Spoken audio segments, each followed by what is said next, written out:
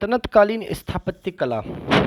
हम लोगों ने अब तक के वीडियोस में देखा कि 7वीं शताब्दी के प्रारंभ में अरबों के आक्रमण से लेकर के तुगलक शासकों तक के इतिहास का हमने पिछले वाले वीडियो में अध्ययन किया था।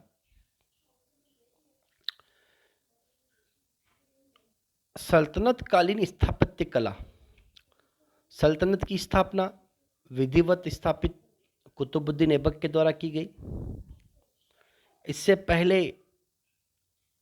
जो आक्रमण हुए वे केवल भारत में सल्तनत की स्थापना नहीं कर पाए और उनका उद्देश्य केवल भारत में धन प्राप्ति या अपने धार्मिक, राजनीतिक, सैनिक और आर्थिक उद्देश्यों को प्राप्त करना था।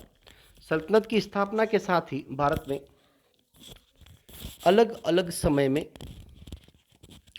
जो सुल्तान हुए उन सुल्तानों ने अपने अपने शासनकाल में एक सम्मिलित स्थापत्य कला को भारत में स्थापित किया, जिसकी शुरुआत सल्तनत काल के संस्थापक कुतुबुद्दीन ऐबक के द्वारा की गई, जिसने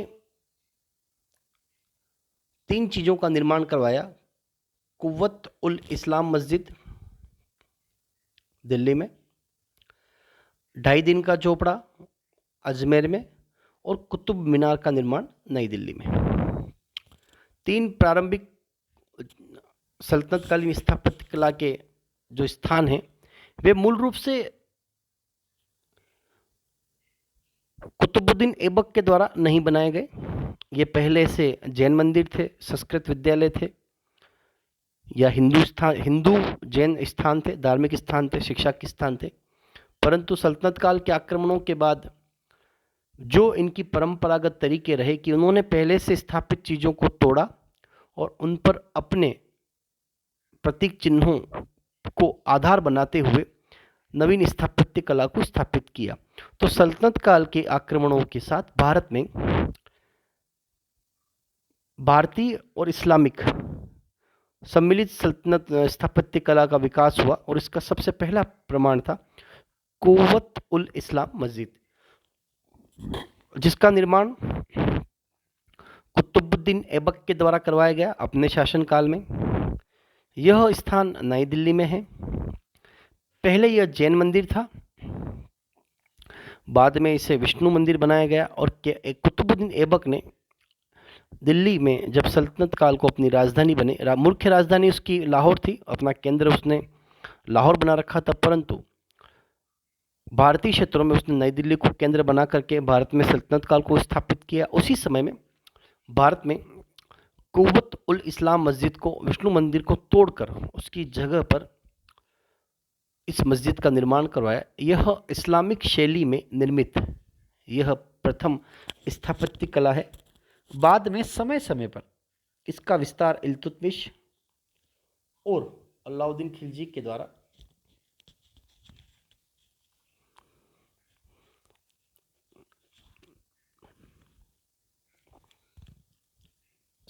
इसका विस्तार किया गया, परंतु यह पहला स्मारक था, पहला स्थापत्य कला का केंद्र था जो सल्तनत काल में भारतीय इस्लामिक शैली में निर्मित था। उसके बाद कुतुबुद्दीन ऐबक के द्वारा अजमेर में तराइन के प्रथम और तराइन के द्वितीय युद्ध के बाद जब मोहम्मद गोरी ने अजमेर को जीता और वह अपना उत्तराधिकारी कुतुबुद्दीन ऐबक को नियुक्त करके गया, उस समय में अजमेर में 2.5 दिन का झोपड़ा जो एक संस्कृत विद्यालय था और इसकी दीवारों पर हरी केली नाटक के अंश उत्कीर्ण हैं, लिखे हुए हैं। और इस संस्कृत पाठशाला को गिराने के बाद 2.5 दिन के अंदर कुतुबुद्दीन ऐबक ने यहाँ पर जो स्थान बनवाया उसे 2.5 दिन में बनने के कारण 2.5 दिन का झोपड़ा कहा जाता है, जो वर्तमान में अजमेर के अंदर है। इसके बाद कुतुबुद्दीन ऐबक ने अपने शासनकाल में कुतुब मीनार का निर्माण करवाया। इसके निर्माण कार्य की शुरुआत कुतुबुद्दीन ऐबक ने की, जिसमें उसने प्रारंभिक 2 या 3 मंजिलों का निर्माण करवाया। बाद में उसके अधूरे कार्य को उसके दास इल्तुतमिश ने पूरा किया। उसने उस समय 3 मंजिल और बनवाई। बाद में फिरोज शाह तुगलक ने उसकी मरम्मत करवाई और 1 मंजिल और बनवाई, और सिकंदर लोदी ने भी इसकी मरम्मत करवाई। अर्थात ऐबक शासक के द्वारा 1206 में बनवाई गई इमारत का नवनिर्माण, निर्माण और मरम्मत सिकंदर लोदी के शासन तक चलती रही। इसके बाद हम अगर बात करते हैं तो इल्तुतमिश के द्वारा कुतुब मीनार का निर्माण भी करवाया गया, 3 अन्य मंजिलों का निर्माण भी करवाया गया। इसी के साथ इल्तुतमिश ने सुल्तानगढ़ी का मकबरा दिल्ली में, इसका निर्माण इल्तुतमिश के द्वारा करवाया गया। इसी के बाद इल्तुतमिश ने नागौर राजस्थान में अतारकिन का दरवाज़ा बनवाया, जो उसकी राजस्थान विजय के उपलक्ष्य में या राजस्थान के नागौर विजय के उपलक्ष्य में उसके द्वारा बनवाया गया था। इल्तुतमिश ने बदायूं में हौज ए शमशी या शमशी ईदगाह मस्जिद का जो निर्माण करवाया था, वह उसका निर्माण भी इल्तुतमिश के शासनकाल में हुआ। अलाई दरवाज़ा, यह कुव्वत उल इस्लाम मस्जिद का प्रवेश द्वार है, और कुव्वत उल इस्लाम मस्जिद का निर्माण जो करवाया गया था वो कुतुबुद्दीन ऐबक के द्वारा करवाया गया था। बाद में इस मस्जिद का जो प्रवेश द्वार है वह गयासुद्दीन तुगलक के द्वारा इसका निर्माण करवाया गया, और अलाउद्दीन खिलजी ने पहली बार घोड़े की नाल की आकृति में यहाँ पर एक मेहराब भी बनवाया था, जो अलाउद्दीन खिलजी के समय में महत्वपूर्ण निर्माण के रूप में गिना जाता है। अर्थात सल्तनतकालीन प्रारंभिक स्थापत्य कला में जो भी स्मारक या स्थान बनाए गए थे वे अधूरे थे। बाद के सल्तनतकालीन अन्य सुल्तानों ने उसका समय समय पर निर्माण करवाते रहे। जैसे अलाई दरवाज़ा, घोड़े की नाल की आकृति में एक मेहराब को जो बनवाया गया था वो अलाउद्दीन खिलजी के द्वारा उसको बनाया गया था। जमात खाना मस्जिद का निर्माण भी खिलजी शासक अलाउद्दीन खिलजी ने इसका निर्माण करवाया था, और इसका मुख्य उद्देश्य था लोगों को धार्मिक शिक्षा और धार्मिक सिद्धांतों के अनुरूप ज्ञान देने के लिए उन्हें इस चीज़ों का निर्माण मस्जिद के रूप में करवाया गया था। उखा मस्जिद, मुबारक शाह खिलजी ने भरतपुर राजस्थान में सल्तनतकालीन उखा मस्जिद का निर्माण राजस्थान में करवाया था। तुगलकाबाद का किला, इस तुगलकाबाद के किले का निर्माण गयासुद्दीन तुगलक ने करवाया, जो सल्तनतकालीन इमारत के रूप में प्रमुख रूप से स्थापित है। गयासुद्दीन तुगलक के जो मकबरे का जो निर्माण है यह पंचकोणीय है, जो दिल्ली में स्थित है, और यह एक पंचकोणीय मकबरा था जिसका निर्माण भी बाद में तुगलक शासकों के द्वारा करवाया गया। आदिलाबाद का किला का निर्माण दिल्ली में मोहम्मद बिन तुगलक ने इसका निर्माण करवाया, और कोटला फिरोज शाह, दिल्ली में फिरोज शाह तुगलक ने इस किले का निर्माण करवाया था। काली मस्जिद, फिरोज शाह तुगलक के द्वारा निर्मित यह मस्जिद जो है यह दिल्ली में स्थित है, और इसका निर्माण तुगलक शासक फिरोज शाह के द्वारा करवाया गया था। खान ए जहां तेलंगानी मकबरा, निज़ामुद्दीन में स्थित अष्टकोणीय मकबरा है। इसका निर्माण जोना शाह अर्थात खान ए शाह द्वितीय ने इसका निर्माण करवाया था। ये प्रमुख सल्तनतकालीन इमारतें थी, जिसमें यह देखने को है कि कुतुबुद्दीन ऐबक से लेकर के खान ए शाह द्वितीय ने जिन मकबरों का निर्माण करवाया उन सभी का संबंध मस्जिदों से था या स्मारकों से था, जो अपने धार्मिक उद्देश्यों को दर्शाने में महत्वपूर्ण स्थान रखती है। अन्य महत्वपूर्ण तथ्यों में अगर हम देखते हैं कि सल्तनतकालीन प्रशासन की विशेषताओं में प्रारंभिक सल्तनत की स्थापना से पहले जो हुए, उनके पास वे युद्धों में सक्रिय रहे, अपने धार्मिक, सैनिक और आर्थिक उद्देश्यों में रहे, उन्होंने स्थायी रूप से कोई महत्वपूर्ण कार्य नहीं किए। कुतुबुद्दीन ऐबक की अगर बात की जाए, उसने सल्तनत की स्थापना की, परंतु वास्तविक संस्थापक जो है वह इल्तुतमिश को कहा जाता है, जिसने लंबे समय तक शासन करते हुए भारत में सल्तनत काल के समय में शासकीय दृष्टिकोण से, साम्राज्य के दृष्टिकोण से, साम्राज्य विस्तार के दृष्टिकोण से महत्वपूर्ण कार्य किए। उसमें इल्तुतमिश, बलबन, अलाउद्दीन खिलजी, मोहम्मद बिन तुगलक, फिरोज शाह तुगलक, सिकंदर लोदी और इब्राहिम लोदी, यह प्रमुख सल्तनत काल के सुल्तान थे जिन्होंने अपने अपने समय में अनेक प्रकार की व्यवस्थाओं को स्थापित किया, जिनका संबंध आर्थिक था, राजनीतिक था और धार्मिक था। अन्य महत्वपूर्ण तथ्यों में अगर हम देखते हैं कि सल्तनत काल में सैन्य विभाग का प्रधान आरिज ए मुमालिक हुआ करता था। पत्राचार, पत्र लेखन विभाग का प्रधान इंशा ए मुमालिक हुआ करता था। विदेश विभाग का प्रधान इसालत ए मुमालिक हुआ करता था। राज्य व्यय की जांच करना मुस्तौफी ए मुमालिक राज्य व्यय की जांच करने वाला अधिकारी हुआ करता था। मुशरिफ ए मुमालिक राज्य आय की जांच करने वाला व्यक्ति हुआ करता था।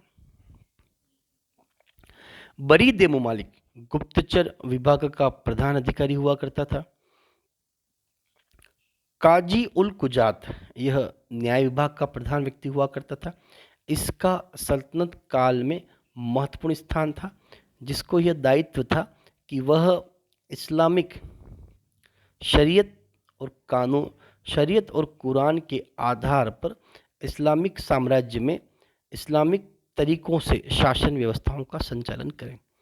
अलग अलग सल्तनत काल के सुल्तानों ने काजी उल कुजात पर अपने पसंद के अपने समर्थक व्यक्तियों को काजी उल कुजात नियुक्त किया, जिनको ये दायित्व था कि वे साम्राज्य में धार्मिक शासन व्यवस्था शरीयत और कुरान के अनुरूप स्थापित करें। खलीफा के द्वारा जो आदेश दिए जाते थे, धार्मिक आदेश, उनकी पालना करवाना काजी उल कुजात का मुख्य कार्य हुआ करता था। मुफ्ती, काजी उल कुजात की सहायता के लिए मुफ्ती हुआ करते थे। मुफ्ती का तात्पर्य हुआ करता था धर्म की व्याख्या करने वाला धर्म प्रचारक, जो इस्लामिक कानूनों, सुल्तान के कानूनों और खलीफा के आदेशों की व्याख्या, धार्मिक व्याख्या करके उनकी पालना काजी उल कुजात के द्वारा करवाया करता था। मुशरिफ शब्द का सीधा तात्पर्य था किसानों से भूमि कर लेने वाला अधिकारी, मुशरिफ हुआ करता था। वफ्त का तात्पर्य हुआ करता था वह भूमि जो धार्मिक कार्यों के लिए सुरक्षित कर दी गई हो। इसका सीधा तात्पर्य था सल्तनत काल के सुल्तानों ने मस्जिदों के निर्माण के लिए, धार्मिक व्यवस्थाओं के लिए, धार्मिक त्योहारों के आयोजन के लिए, इस्लाम धर्म के प्रचार के लिए वफ्त की भूमि, समय समय पर भूमि जो थी वो धार्मिक कार्यों के लिए मस्जिदों और धर्म अधिकारियों को दे दी जाती थी, और उससे होने वाली आय का उपयोग वे धार्मिक कार्यों के लिए किया करते थे। मेमार एक अलग विभाग हुआ करता था सल्तनत काल में, जिसका तात्पर्य था इमारतों का निर्माण करना, मस्जिदों का निर्माण करना और अन्य धार्मिक इमारतों का निर्माण करते हुए अपनी स्थापत्य कला को प्रदर्शित करना। मोहम्मद बिन तुगलक को प्रिंस ऑफ मेनिरियस की उपाधि मिली थी। फिरोज शाह तुगलक एकमात्र ऐसा शासक था जिसने स्वयं को खलीफा का नायब कहा। फिरोज शाह तुगलक ने सर्वप्रथम अपनी कुल आय का ब्यौरा तैयार करवाया, जो 6 करोड़ 75 लाख थी। मोहम्मद गोरी ने कहा था, अन्य मुसलमानों में एक बेटा हो सकता है या 2, मेरे अनेक हजार बेटे हैं। विश्वासघात में इसका आरंभ हुआ, दानशीलता पर वह विकसित हुआ, आतंक में उसका अंत हुआ। यह कथन था आर्य शर्मा ने अलाउद्दीन खिलजी के लिए इसका उपयोग किया था। ये जो स्थापत्य कलाएं थी, ये स्थापत्य कलाओं का सीधा तात्पर्य था कि सल्तनत काल के शासकों ने समय समय पर जिन व्यवस्थाओं को स्थापित किया और लंबे समय तक सल्तनतकालीन इमारतों का निर्माण करते हुए भारत में भारतीय स्थापत्य कला को संगठित और शक्तिशाली बनाने का जो प्रारंभ किया गया था वो इस्लामिक स्थापत्य कला। अब यहाँ पर अगर हम भारतीय और इस्लामिक स्थापत्य कला की विशेषताओं का अध्ययन करते हैं तो हमें यह देखने को मिलेगा मेहराब नुमा इमारतों का निर्माण करना, गुंबजों का निर्माण करना, अंडाकार गुंबजों का निर्माण करना, चित्रकारियों का सर्वाधिक उपयोग करना, रंगों का उपयोग करना, ये जो नवीन प्रयोग थे। और खुले चबूतरे के ऊपर चतुर्भुजाकार, आयताकार, वर्गाकार खुले चबूतरों पर अंडाकार मस्जिदों का निर्माण, गुंबजों का निर्माण, मेहराबों का निर्माण, ये जो स्थापत्य कला थी ये इस्लामिक स्थापत्य कला थी जो अरब तुर्क शासक इन कार्यों को अपने साथ लेकर के आए। खुले चबूतरों पर मज़ारों का निर्माण, स्मारकों का निर्माण, यह स्थापत्य कला भारत में धीरे धीरे सल्तनत काल के आने के साथ इसका प्रभाव देखा गया। अरब और तुर्कों के आक्रमण का राजनीतिक प्रभाव पड़ा, आर्थिक प्रभाव पड़ा, धार्मिक और सामाजिक प्रभाव भी पड़ा। उसके साथ स्थापत्य कला पर भी एक नवीन प्रभाव जो देखा गया था उसका मुख्य कारण ये था कि समय समय पर सल्तनत काल के सुल्तानों ने अपने अपने समय में भारत में जिन इमारतों और स्मारकों का निर्माण करवाया जिनकी वजह से वे अपनी पहचान को लंबे समय तक सुरक्षित रख पाए, परंतु उनका जो मुख्य उद्देश्य था वो धार्मिक था। और कुतुबुद्दीन ऐबक से लेकर के अगर हम सिकंदर लोदी तक के इतिहास का अध्ययन करते हैं तो यह पाया जाता है कि इनके द्वारा जिन इमारतों का निर्माण करवाया गया उनका उद्देश्य धार्मिक ज़्यादा था, राजनीतिक कम था, सामाजिक कम था, आर्थिक कम था। मस्जिदों का निर्माण करवाना, मंदिरों को तोड़ करके वहाँ पर स्मारकों का निर्माण करना, मस्जिदों का निर्माण कराने के लिए अलग विभाग की स्थापना करना, इस प्रकार के जो कार्य थे वो ये दर्शाते हैं कि सल्तनत काल के जो सुल्तान थे वे भी उसी मानसिकता से प्रभावित थे जो कि उन्हें अपने प्रारंभिक शासकों के द्वारा प्रदान की गई थी। जैसे मंदिरों को तोड़ करके मस्जिदों का निर्माण करना सल्तनत काल के शासकों की मुख्य विशेषता अगर कही जाए या उनकी सबसे बड़ी कमजोरी जो कही जाती है वो यही कही जाती है कि उन लोगों ने भारत में आकर के स्थापित मंदिरों को तोड़ करके वहाँ पर मस्जिदों का निर्माण करवाया, जिससे कि एक नवीन समस्या उत्पन्न हुई। और भारत में चाहे राजनीतिक आदेश हो वे धर्म आधारित हुआ करते थे, सामाजिक आदेश जो हुआ करते थे वे धर्म आधारित हुआ करते थे। आर्थिक कानूनों को काजी उल कुजात न्याय के रूप में, अर्थ के रूप में, दंड के रूप में, धर्म को आधार बना करके इन कार्यों को प्रारंभ किया जाता था, जिससे कि धीरे धीरे भारत में सल्तनत काल के सुल्तानों के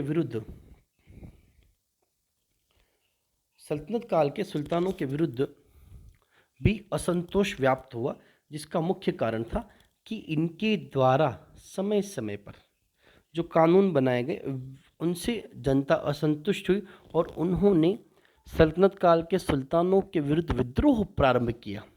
सल्तनत कालीन शासकों को अगर हम बात करें इल्तुतमिश से लेकर के इब्राहिम लोदी तक, इन लोगों को भी क्षेत्रीय शक्तियों का विरोध झेलना पड़ा। क्षेत्रीय शक्तियों के विरोध के साथ इन्हें भारत के अन्य क्षेत्रों में भी इन्हें विरोध झेलना पड़ा, जिसका मुख्य कारण ये था कि इनके द्वारा किए गए जो कार्य थे वे स्थापत्य कला से संबंधित